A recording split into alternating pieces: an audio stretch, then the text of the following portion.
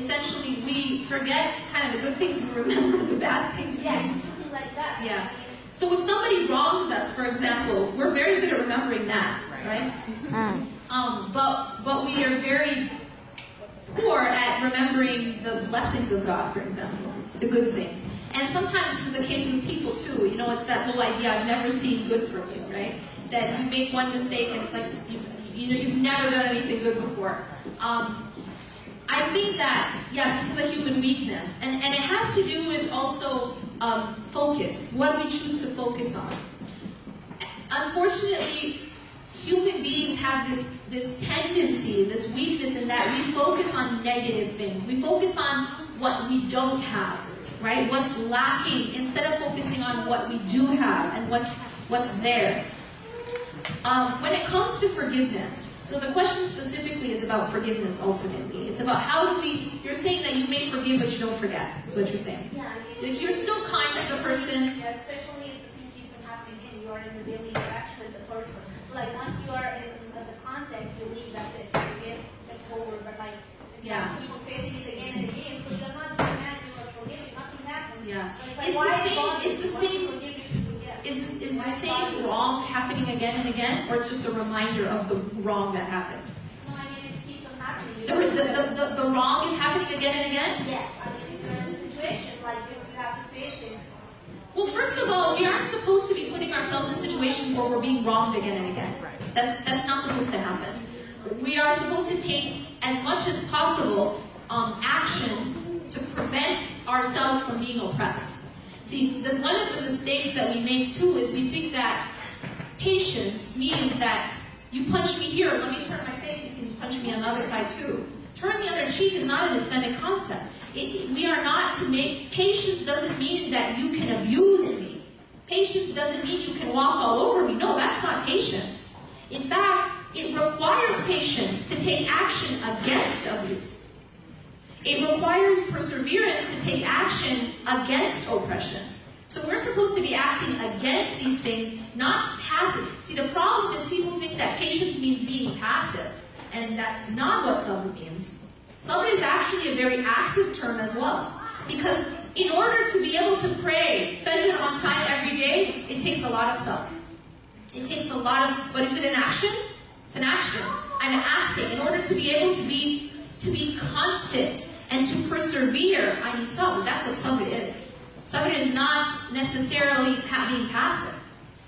In cases where someone is wronging you again and again and again, you need to take active measures to stop that from happening. Depending on the situation, your actions are going to differ. But you aren't just supposed to swallow and be passive about abuse or oppression. Whether it's happening to you, or it's happening to your children, or it's happening to your family, or it's happening to people overseas. We aren't supposed to be quiet about oppression. We're not supposed to be quiet about injustice. One of the lessons that we are taught as Muslims, as believers by our Prophet ﷺ, is if you see something wrong, you try to change it. Right? Hadith, we all know it. When you see something wrong, try to change it with your hand.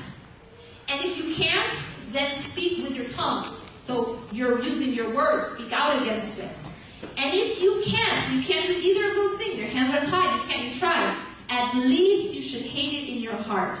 And that is the weakest of faith. This is a hadith.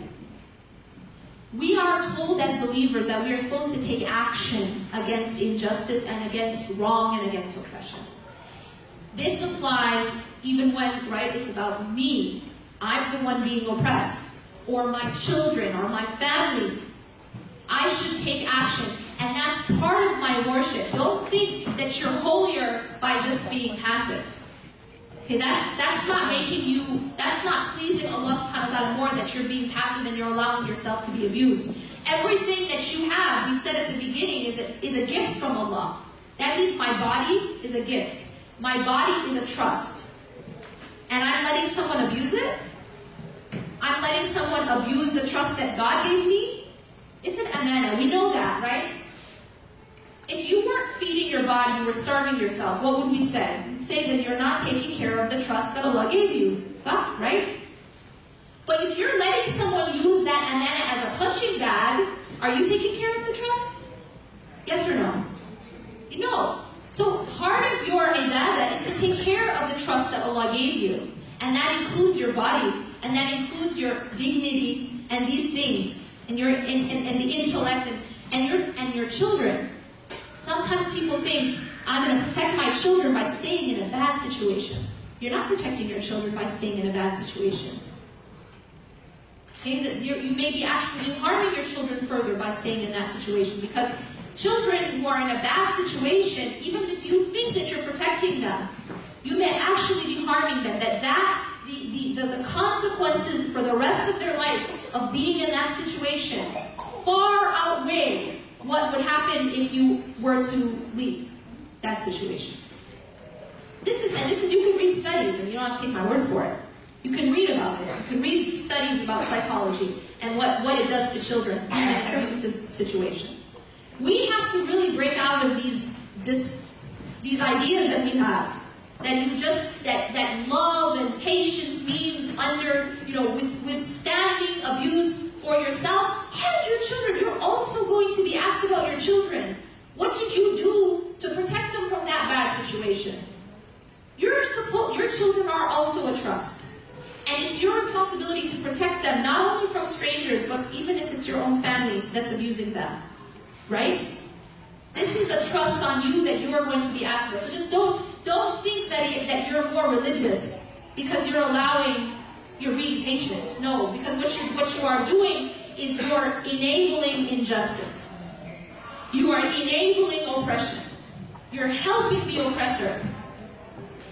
You know the Prophet ﷺ, he said, help your brother whether he is an oppressor or he is oppressed. And the companions naturally asked, well, we understand how we can help our brother if he's oppressed, but how do we help our brother if he's the oppressor? And the Prophet ﷺ said, stop him from oppressing. That's how you're helping your brother. And if that person is your husband or your brother or your family, you're helping that person by not allowing them to be oppressors anymore. By not allowing them to oppress you or your children.